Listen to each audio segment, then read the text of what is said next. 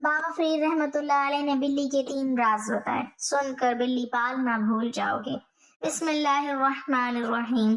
नाज़रीन, क्या आप जानते हैं कि बहुत सारे बुजुर्ग तो बिल्लियों को जानवर मानते ही नहीं हैं, बल्कि उनके मुताबिक बिल्लियां कुछ और ही हैं, और ऐसा मानने की उनके पास एक बहुत बड़ी वजह भी है।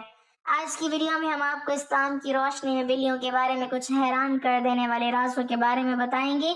इसके अलावा बिल्लियों के बारे में सबसे ज्यादा पूछे जाने वाले सवाल, क्या वाकई बिल्लियां हमें दौलतमंद बना सकती हैं? बिल्ली अगर रास्ता काटे तो क्या होता है? क्या बिल्ली के रोने से किसी घर वाले की मौत हो जाती है? बिल्ली और जिन्नात का आपस में क्या रिश्ता होता है? बिल्ली के बारे में हजरत मोहम्मद मुस्तफ़ा सल्लल्लाहु अलैहि वसल्लम ने क्या राज बताए? बिल्ली को घर से भगाने वालों को कौन सी बद्दुआ लगती है? साथ ही साथ आपको इस बारे में भी बताया जाएगा कि आपने बिल्लियों के साथ क्या करना है कि बिल्ली आपके लिए दौलत और बरकत रहमत लेकर आए। अल्लाह ताला ने कहीं भी अपने आप को सिर्फ इंसानों का रब नहीं कहा है, बल्कि अल्लाह रब्बुल आलमीन है। यानी अल्लाह ताला ना सिर्फ तमाम जहानों का रब है, बल्कि इस जहान में जितनी भी मखलूक़ात रहती हैं इन तमाम का रब भी है। इन मखलूक़ात में इंसान के अलावा जन्नात, फरिश्ते, शयातीन और जानवर भी शामिल हैं। और भी ना जाने अल्लाह ताला की कितनी मखलूक़ात हैं जिनके बारे में हम जानते तक नहीं। तमाम ही बुजुर्गों यानी अल्लाह के वलियों में अगर कोई बुजुर्ग अल्लाह ताला की तमाम ही मखलूक़ात को बेहतर तौर पर समझ सकता था और हर एक मखलूक की बोली भी जानता था, तो इसमें कोई शक नहीं कि वो बाबा फरीद गंज शक्कर रहमतुल्लाह ताला अलैह थे। बल्कि बाबा फरीद की तो करामत ही यही थी कि आप चिड़ियों से बातें करते थे। आप खुद भी चिड़ियों से बहुत ज्यादा प्यार करते थे और चिड़िया भी आपसे बहुत ज्यादा प्यार किया करती थी। लेकिन बाबा फरीद सिर्फ चिड़ियों से ही नहीं, बल्कि अल्लाह ताला की जितनी भी दूसरी मखलूक़ात हैं जिनमें बिल्लियां भी शामिल हैं, ना सिर्फ उनकी बातें ही समझ सकते थे बल्कि उनसे बातचीत भी कर सकते थे। बाबा फरीद की रूटीन हुआ करती थी कि सुबह उठने के बाद सबसे पहले आप चिड़ियों को दाना डालते, जिसके बाद बहुत सारी चिड़ियां आपके पास जमा हो जाया करती थी। अब नाज़रीन, बिल्ली क्योंकि एक शिकारी जानवर है, तो बहुत सारी चिड़ियों को एक साथ देखने के बाद बिल्लियां भी वहां आ जाया करती थी और अक्सर बिल्लियां चिड़ियों पर हमला करके चिड़ियों को पकड़कर खाने की कोशिश करती थी। बाबा फरीद ने अपने पास एक कपड़ा रखा हुआ था। जब भी कोई बिल्ली चिड़ियों को खाने आती तो बाबा फरीद उस कपड़े को इकट्ठा करके गेंद सा बना लेते और कपड़े का वो गेंद बिल्ली पर मार देते ताकि बिल्ली भाग जाए। एक दिन बाबा फरीद के खिदमत गुजार कहने लगा कि आप बार बार बिल्लियों को कपड़े से मारकर भगाते हैं, इससे तो बिल्लियों को जरा भी चोट नहीं लगती। यही वजह है कि बिल्लियां बार बार वापस आ जाती हैं। आप ऐसा करें कि बिल्ली को जूती फेंक कर मारें। एक दफा बिल्ली को जूती लगेगी तो दोबारा बिल्ली लौट कर नहीं आएगी। ये सुनते ही बाबा फरीद को बहुत गुस्सा आया और बाबा फरीद गुस्से में अपने खिदमत गुजार को कहने लगे कि मैं तुझे ना जूती से मारूं, खबरदार दोबारा अपने मुंह से बिल्ली के बारे में कभी ऐसी बात निकाली तो। जिसके बाद बाबा फरीद का कहना था कि रसूल अल्लाह सल्लल्लाहु अलैहि वसल्लम ने बिल्लियों को मारने से सख्त मना फरमाया है। बाबा फरीद फरमाते हैं कि बल्कि आपका ये हुक्म है कि अगर बिल्ली को मारना भी हो तो रुई का गोला बनाया जाए और उस रुई के गोले से बिल्ली को मार कर भगाया जाए। बाबा फरीद का कहना था कि मैंने बिल्लियों में 2 चीजें देखी हैं जिनके बाद ना सिर्फ मैं बिल्लियों की बहुत ज्यादा इज्जत करता हूँ बल्कि उनसे डरता भी हूँ।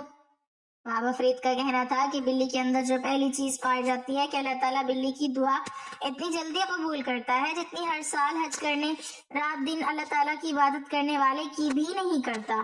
इसीलिए मैं बिल्लियों से बहुत ज्यादा प्यार करता हूँ। लेकिन बिल्लियों में जो दूसरी बात पाई जाती है कि बिल्ली की बद्दुआ भी उतनी तेजी से लगती है जितनी कि किसी मजलूम की बद्दुआ, और यही वजह है कि मैं बिल्लियों से डरता हूँ कि कहीं मैं बिल्लियों के साथ कुछ बुरा ना कर दूं जिसके बाद बिल्लियों की बद्दुआ मुझे भी लग जाए। यानी अगर कोई बिल्ली आपके लिए दुआ करती है, आपको दुआ देती है, तो बिल्ली की वो दुआ आपको इंशाअल्लाह ताला जरूर लगेगी। लेकिन अगर खुदा न खास्ता कोई बिल्ली आपको बद्दुआ दे देती है तो इस चीज का भी यकीन रखें कि वो भी आपको जरूर लगेगी। एक और जगह बाबा फरीद का बिल्लियों के बारे में कहना था कि मैंने बहुत बार बिल्लियों की शक्ल में जन्नात को देखा है, लेकिन बिल्लियों की शक्ल में जो ज्यादातर घूम फिर रहे होते हैं वो अच्छे और नेक जन्नात होते हैं जो इंसानों के लिए बिल्कुल भी बुरे नहीं होते।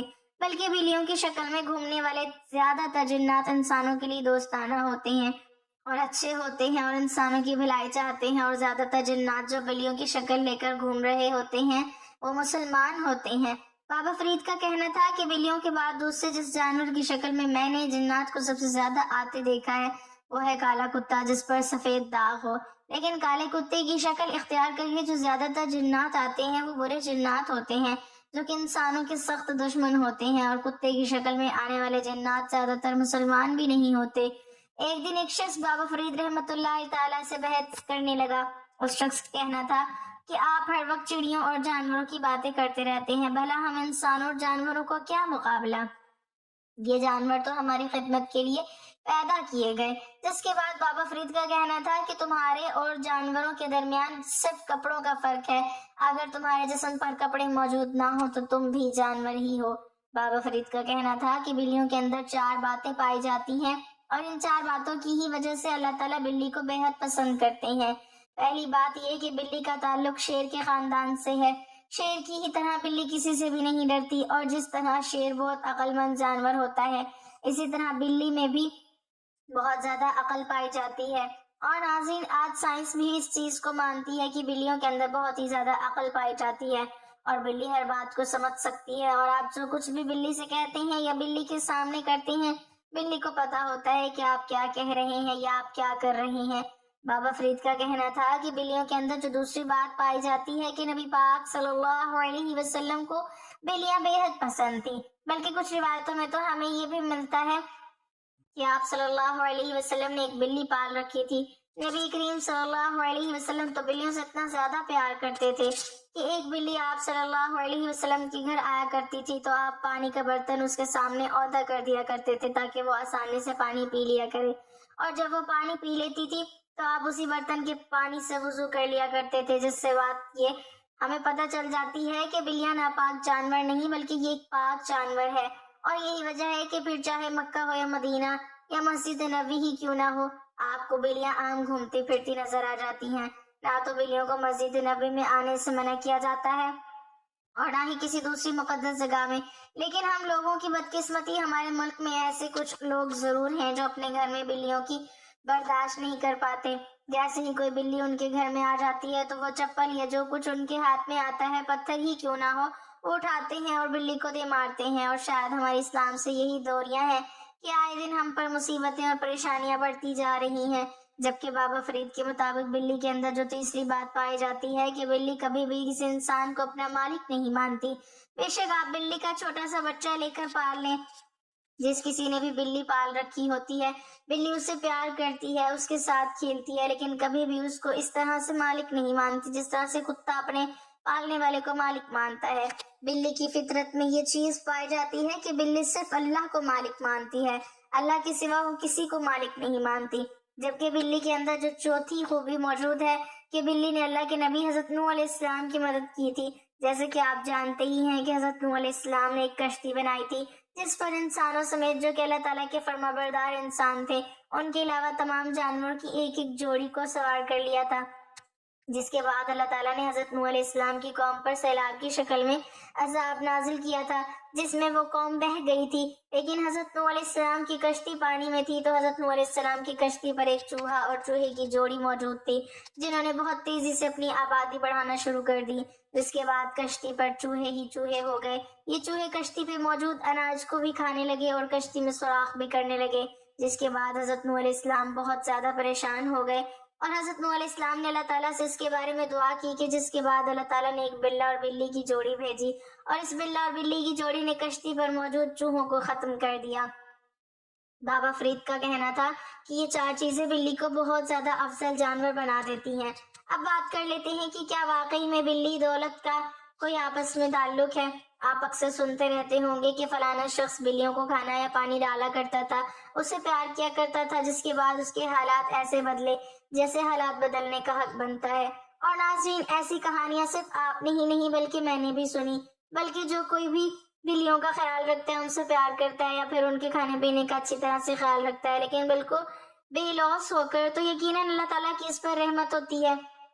اللہ تعالیٰ اس کے گھر میں برکت، اس کی زندگی میں، اس کے پیسوں میں برکت ڈال دیتے ہیں، اس انسان کی رزق کی تنگی کو ختم کر دیا جاتا ہے اور اس کے رزق کو بڑھا دیا جاتا ہے۔ بزرگوں کا کہنا ہے کہ جب کوئی بھی انسان غیر مخلوق یعنی دوسرے جانوروں اور جانداروں کا خیال رکھنا شروع کر دیتا ہے صرف اللہ کی خاطر، تو اللہ تعالیٰ دوسرے جانوروں کا رزق اس سے وابستہ کر دیتا ہے۔ اگر اس انسان کی قسمت میں بہت کم رزق لکھا تھا تو اس انسان کو دوسری مخلوقوں کے نصیب کا رزق بھی ملنے لگتا ہے. لیکن کچھ جانور کیونکہ دوسرے جانور سے زیادہ افضل ہوتے ہیں، جیسے کہ پرندے ہو گئے اور خاص کر بلیاں ہیں، اسی لیے اگر آپ پرندوں اور بلیوں کا خیال رکھتے ہیں، ان سے پیار کرتے ہیں، اور اگر آپ کی جیب اجازت دیتی ہے تو آپ ان کے لیے کھانے پینے کا خیال رکھتے ہیں، کھانے پینے کے لیے کچھ ڈالتے رہتے ہیں، یا پھر آپ کے گھر میں جو بھی بچا کچا کھانے پینے کا سامان ہوتا ہے آپ ان پرندوں اور بلیوں وغیرہ کو ڈالتے رہتے ہیں، تو ان کے صدقے آپ کے رزق میں بے پناہ اضافہ ہو جاتا ہے، اور آپ کے جتنے بھی رزق اور دولت کے مسئلے ہیں وہ ایسے دور ہونے لگتے ہیں کہ آپ کو خود بھی سمجھ نہیں آتا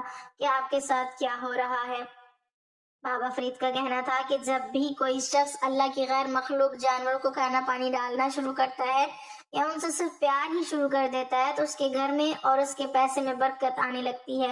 اس کے بعد جو دوسری چیز ہوتی ہے، اللہ تعالیٰ کی رحمت اس پر برسنے لگتی ہے، اللہ تعالیٰ کی طرف سے اس کے لیے آسانیاں پیدا ہونے لگتی ہیں، اس کی جتنی بھی بندشیں ہوتی ہیں وہ دور ہونے لگتی ہیں، جبکہ تیسرے نمبر پر اس کے رزق میں اضافہ ہونے لگتا ہے، اور چوتھے نمبر پر وہ دولت مند ہونے لگتا ہے. ناظرین، معاشرے میں کچھ من گھڑت اور بےہودہ باتیں کہی آتی ہیں، جیسے کہ بلی کا رونا بدشگونی ہوتا ہے. جس گھر میں بلی کے رونے کی آواز آئے تو سمجھ لیجئے کہ کسی کی وفات کا پیغام ہے. بڑوں کے قصے کہانیاں ایسے ہی مشہور ہیں جن میں بتایا جاتا ہے کہ اگر کالی بلی راستہ کاٹ لے تو اس پر بھی بڑے من گھڑت قصے کہانیاں ہیں، اور بلی راستہ کاٹ لے تو اس کا مطلب یہ ہے کہ کچھ برا ہونے والا ہے. اور کوئی شخص کسی سفر پر روانہ ہو رہا ہے تو اسے چاہیے کہ وہ فوری طور پر اپنے سفر کو روک دے. بلی انسان سے محبت کرتی ہے، یہ اس کا انسان سے بے حد لگاؤ ہے. تو دوسری طرف یہ بات بھی مشہور ہے کہ دیکھا گیا ہے کہ بلی ایک ایسا جانور ہے جو اپنے پالنے والے کے ساتھ ہمیشہ مانوس رہتی ہے اور برسوں بعد بھی اسے پہچان کر اپنی محبت کا اظہار کرتی ہے.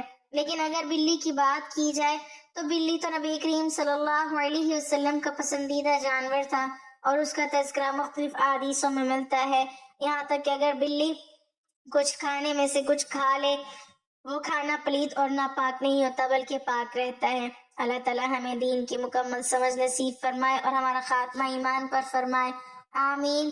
ناظرین، کمنٹ باکس میں اللہ تعالیٰ کے 99 ناموں میں سے ایک نام ضرور ٹائپ کریں.